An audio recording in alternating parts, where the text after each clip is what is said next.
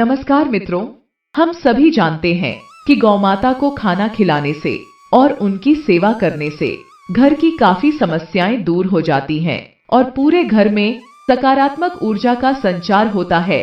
यहाँ तक कि गौमाता की सेवा करने से अखंड पुण्य की प्राप्ति होती है।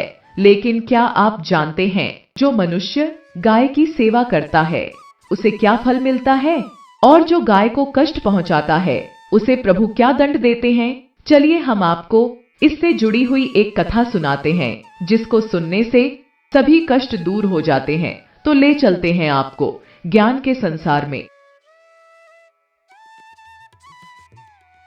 दर्शक बंधु, एक समय की बात है। क्षीरसागर में भगवान हरि विष्णु शेषनाग जी की शैया पर लेटकर आराम कर रहे थे और उनके करीब ही माता लक्ष्मी जी भी विराजमान थीं। दोनों ही किसी विषय को लेकर आपस में वार्तालाप कर रहे थे। तभी माता लक्ष्मी जी के अंतर्मन में कुछ दुविधा उत्पन्न हो जाती है। वो भगवान विष्णु जी से कुछ पूछना तो चाहती थीं, लेकिन वो कुछ भी नहीं कहती और शांत मन से भगवान विष्णु जी की बातें सुनती जाती हैं। तभी भगवान विष्णु को इस बात का ज्ञान हो जाता है और वो माता लक्ष्मी से पूछते हैं, क्या हुआ देवी, आप मन ही मन क्या सोच रही हैं? तो माता लक्ष्मी कहती हैं, हे प्रभु, आप तो त्रिकालदर्शी हैं, आपको इस सृष्टि के कण कण की खबर है। आप सब जानते हैं कि मेरे मन में कौन सी दुविधा उत्पन्न हुई है। तो भगवान श्री विष्णु कहते हैं, हे देवी, अवश्य ही मैं आपकी चिंता को जानता हूँ और उसके पीछे के कारण को भी समझता हूँ। फिर भी आप निसंकोच होकर अपना प्रश्न पूछिए। तो देवी लक्ष्मी कहती हैं कि हे प्रभु, आज मेरा मन थोड़ा व्याकुल है। मैं पृथ्वी लोक में बेजुबान पशुओं पर हो रहे अत्याचार से व्यथित हूँ। प्रभु, ये तो सभी जानते हैं कि पृथ्वी लोक पर गायों की पूजा तो सदियों से की जा रही है। गौ माता में तो 33 कोटि देवी देवताओं का वास होता है। जो व्यक्ति गाय की सेवा करता है उसके घर दरिद्रता नहीं आती। बहुत से मनुष्य गौ माता की सेवा सच्चे मन से करते हैं, लेकिन आज पृथ्वी लोक पर कुछ मनुष्य ऐसे भी हैं जो अपनी अज्ञानता और अहंकार में आकर बेजुबान गायों को तकलीफ पहुंचाते हैं, उन पर अत्याचार करते हैं। वहीं कुछ पापी मनुष्य गायों को कष्ट में देखकर भी उनकी कोई मदद नहीं करते हैं। हे प्रभु, मेरे मन में यह जानने की इच्छा हो रही है कि पृथ्वी लोक में जो मनुष्य गाय की सेवा करते हैं और उनकी पूजा करते हैं, क्या उन्हें जीवन में कुछ अच्छे फल प्राप्त होते हैं? और वहीं जो मनुष्य गायों को मारते हैं, उन्हें तकलीफ देते हैं, क्या उन्हें इसकी कोई सजा भोगनी पड़ती है? तो भगवान विष्णु मुस्कुराते हैं और देवी लक्ष्मी से कहते हैं कि हे देवी, गायों की महिमा का वर्णन तो अनेकों ऋषि मुनियों ने किया है।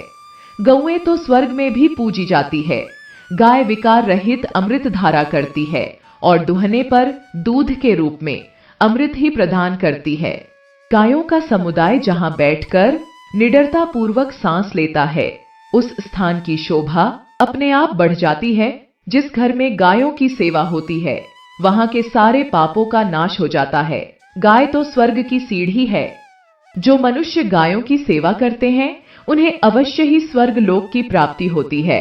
लेकिन जो अत्याचारी मनुष्य गायों की सेवा नहीं करते, बल्कि उन्हें मारते हैं या भूखा रखते हैं, ऐसे मूर्ख मनुष्य को उनकी पाप कर्मों की सजा अवश्य भोगनी पड़ती है।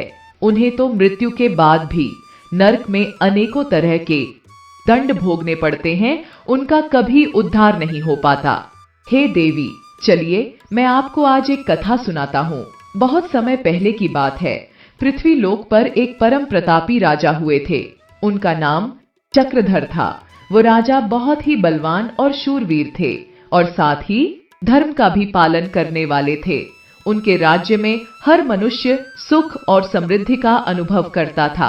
राजा अपने परिवार के साथ साथ अपनी प्रजा का भी काफी ध्यान रखते थे। उनकी धर्मपत्नी भी अत्यंत सुंदर और धर्म का आचरण करने वाली थी। लेकिन विवाह के कई वर्ष बीत जाने के बाद भी राजा चक्रधर के कोई संतान नहीं थी। इसलिए महाराज और उनकी पत्नी हमेशा चिंतित रहते थे। उन्हें अपने वंश को आगे बढ़ाने वाले उत्तराधिकारी की कमी महसूस होती थी। एक दिन महाराज एकांत में बैठकर सोच रहे थे कि मैंने कभी किसी को कोई कष्ट नहीं पहुंचाया, कभी कोई अधर्म भी नहीं किया। मैंने सदैव ही ऋषि मुनियों की सेवा की है, हमेशा पूजा पाठ किया है, परंतु फिर भी मुझे पुत्र की प्राप्ति क्यों नहीं हो रही है। ये सब देखकर राजा की पत्नी उनके पास आती है और उन्हें कहती हैं कि हे महाराज, अगर आप मेरी सलाह माने तो आपको हमारे कुलगुरु गुरु बृहस्पति के पास जाना चाहिए। वे बहुत ही महान ऋषि हैं, उन्हें समस्त वेद पुराणों का ज्ञान है। वे संतान प्राप्ति के लिए आपको कोई न कोई मार्ग अवश्य बताएंगे। महाराज को अपनी पत्नी का ये सुझाव पसंद आ गया और फिर राजा ने निर्णय लिया कि वो गुरु बृहस्पति से मिलने जरूर जाएंगे। और फिर राजा चक्रधर और उनकी पत्नी गुरुजी के आश्रम में पहुंच जाते हैं। आश्रम में पहुंचकर दोनों ने गुरुजी को प्रणाम किया और आशीर्वाद प्राप्त किया। गुरुजी तो सर्वज्ञानी थे, उन्हें सब कुछ पता था। फिर भी उन्होंने महाराज से पूछा कि हे राजन, कृपया बताइए कि आप किस प्रयोजन से हमारे आश्रम में पधारे हैं। आपके राज्य में सब कुशल मंगल तो है ना? तो राजा कहते हैं, हे गुरुवर, आज मैं यहाँ इस जंगल में आपके पास कुछ मांगने के उद्देश्य से आया हूँ। मैं बहुत कष्ट में हूँ, कृपया आप ही मेरा मार्गदर्शन कीजिए। फिर राजा चक्रधर गुरुजी को अपने मन की बात बता देते हैं। राजा की बातें सुनकर गुरुजी मुस्कुराते हुए कहते हैं, हे राजन, आप चिंतित ना हो, मैं अवश्य आपकी सहायता करूंगा। फिर गुरुजी अपनी शक्ति से राजा के वर्तमान जीवन और पिछले जीवन के कर्मों को देखते हैं। तब उन्हें राजा द्वारा की गई एक भूल के बारे में पता चलता है। फिर गुरुजी राजा से कहते हैं, हे राजन, वैसे तो आपने कोई भी अधर्म नहीं किया है, हमेशा धर्म का अनुसरण ही किया है, लेकिन फिर भी ना चाहते हुए भी आपसे एक बहुत बड़ी भूल हो गई थी, जिसके बारे में आपको स्मरण नहीं है, परंतु मैं आपको याद दिलाता हूँ। हे राजन, ये उस समय की बात है जब आप 7 वर्ष पहले सावन के महीने में शिव मंदिर से पूजा करके मंदिर परिसर से बाहर निकल रहे थे। वहां काफी निर्धन लोग थे, जिन्हें आपने भोजन कराया और फिर वस्त्र आदि भी दान दिया। लेकिन वहीं मार्ग में एक सफेद गाय और उसका एक नन्हा बछड़ा भी खड़े थे। वो दोनों ही बहुत दिनों से भूखे और प्यासे थे। उन्हें कोई राहगीर वहां छोड़ गया था। वैसे तो आप हमेशा पूजा के बाद गायों को भोजन कराते हो, लेकिन ना जाने कैसे उस दिन आप उस गाय को भोजन कराना भूल गए और ना ही आपने उन्हें पीने को पानी दिया। उस गाय ने मन ही मन आपको सहायता के लिए पुकारा भी था, परंतु आपका ध्यान उस पर नहीं गया। हे राजन, आप तो जानते हैं कि जो मनुष्य गाय को कष्ट में देखकर भी उसकी सहायता नहीं करता तो उसे महापाप लगता है, और इसी कारण से आपको संतान सुख की प्राप्ति नहीं हो पा रही है। गुरुजी की ये बातें सुनकर राजा बहुत दुखी होते हैं और गुरुजी के चरणों में गिर के क्षमा मांगने लगते हैं। फिर राजा रोते हुए कहते हैं, हे गुरुजी, अनजाने में मुझसे बहुत बड़ी भूल हो गई है। मैं ना जाने कैसे इस महापाप का भागीदार बन गया। हालांकि मेरा यह अपराध क्षमा योग्य नहीं है, किंतु फिर भी मुझे प्रायश्चित करने का कोई उपाय बताइए। मुझे इस अंधकार से बाहर निकालिए। ये सुन के गुरुजी राजा को अपने दोनों हाथों से उठाते हुए कहते हैं, हे राजन, आप मेरे आश्रम में आए हैं, मैं आपकी सहायता अवश्य करूंगा। मैं आपको बताना चाहता हूँ कि जिस गाय की सेवा नहीं करने से आपको ये श्राप मिला है, उसी गाय की बछिया यानी कि उसकी पुत्री हमारे आश्रम में रहती है। आप इस गाय को अपने साथ ले जाइए और अपनी पत्नी के साथ मिलकर इस गाय की सच्चे मन से सेवा करिए। गौमाता चाहेंगी तो आपकी सेवा से खुश होकर आपको संतान प्राप्ति का आशीर्वाद जरूर देंगी। ये सुनकर राजा और उनकी पत्नी दोनों ही बहुत प्रसन्न होते हैं और उस गाय को लेकर अपने महल चले जाते हैं। अब राजा और उनकी पत्नी मिलकर प्रतिदिन गाय को स्नान करवाते, उसे भोजन करवाते और राजा जी स्वयं गाय को घुमाने के लिए प्रतिदिन जंगल में लेकर जाने लगे। जब वो गाय जंगल में चलती तो राजा उसके साथ साथ चलते, उसे अपने हाथों से हरी घास खिलाते, उसे तालाब से शीतल जल लाकर पिलाते। जब वो गाय वृक्ष के नीचे आराम करती तो राजा अपने हाथों से उसके मस्तक को सहलाते और फिर शाम होते होते गाय को लेकर महल में आ जाते। ऐसा करते हुए कुछ महीने बीत जाते हैं। एक दिन राजा जब गाय को लेकर जंगल में जाते हैं तो वो गाय चलते चलते ऊंचे पर्वत पर चढ़ जाती है। उसके पीछे पीछे राजा जी भी उस पर्वत पर चढ़ जाते हैं। इतने में कहीं से अचानक एक खूंखार शेर वहां आ जाता है और उस गाय को बलपूर्वक दबोच लेता है। गाय बचने की कोशिश करती है, लेकिन शेर के जबड़े से निकलना उसके लिए असंभव था। वो मन ही मन राजा को अपनी रक्षा के लिए पुकारती है। तभी राजा वहां पहुंच जाते हैं और उसे ऐसी हालत में देखकर राजा बहुत व्यथित होते हैं। वो गाय को बचाने के लिए तुरंत अपना धनुष और बाण निकाल लेते हैं और शेर को मारने के लिए जैसे ही प्रत्यंचा खींचते हैं, वो शेर अपनी खतरनाक आंखों से राजा की तरफ देखता है और उसके देखने मात्र से ही राजा का शरीर ठंडा पड़ जाता है। उनकी सारी शक्ति नष्ट हो जाती है। उनके आंखों के आगे अंधेरा छा जाता है। राजा सोचने लगते हैं, अरे ये कैसी माया है, ये मुझे क्या हो रहा है। तभी शेर दहाड़ते हुए कहता है, हे राजन, मुझे मारने की शक्ति किसी भी मनुष्य में नहीं है। तुम व्यर्थ ही चेष्टा मत करो।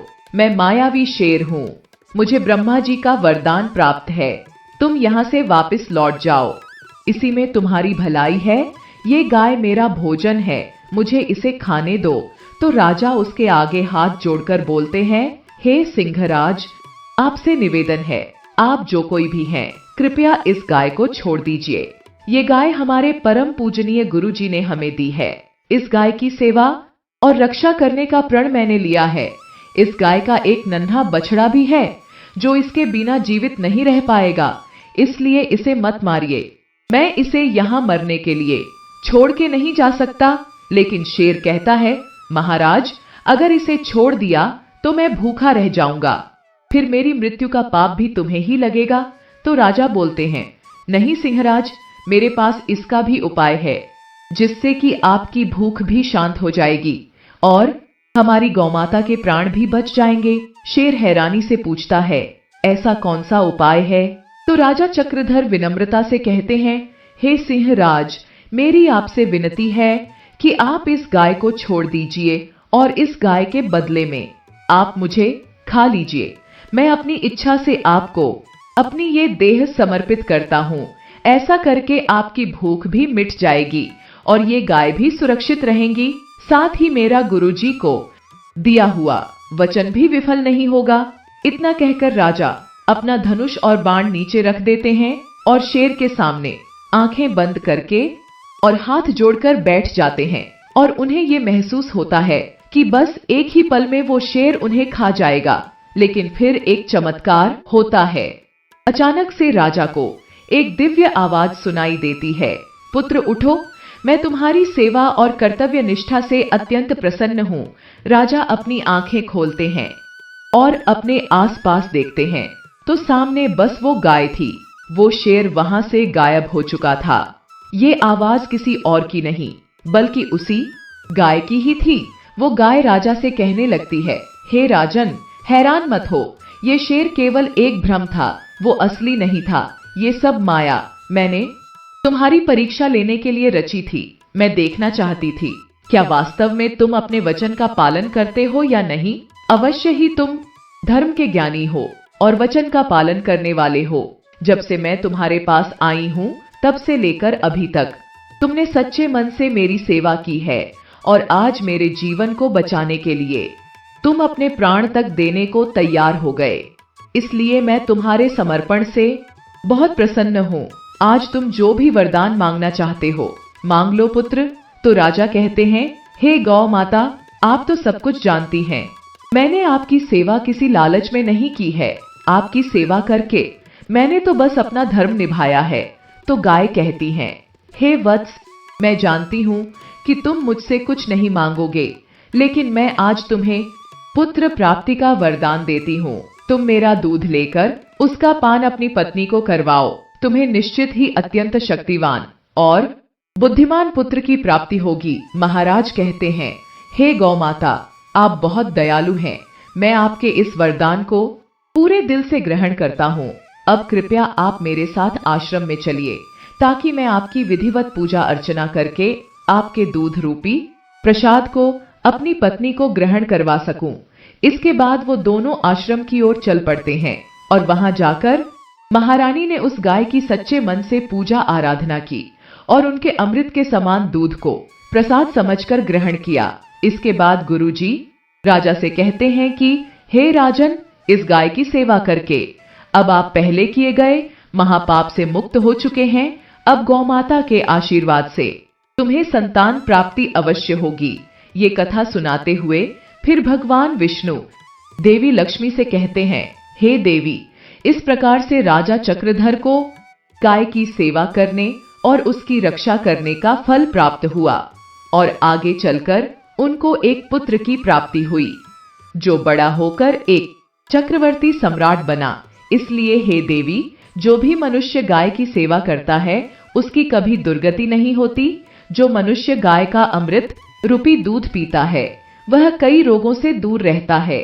जो गाय को भोजन देता है उसका घर भी धन धान्य से भर जाता है। इस कथा को सुनकर माता लक्ष्मी बहुत प्रसन्न होती हैं और विष्णु जी से कहती हैं, हे भगवान, अब मेरे प्रश्न का उत्तर मुझे मिल गया है। अब मेरे मन में कोई शंका नहीं है। तो मित्रों, इस कथा से हमें भी यही शिक्षा लेनी चाहिए कि हमें भी प्रतिदिन गाय की सेवा करनी चाहिए। उसे रोटी या हरी घास खिलानी चाहिए, उसे कष्ट नहीं देना चाहिए। आपको ये कथा कैसी लगी? कमेंट करके जरूर बताइए। धन्यवाद।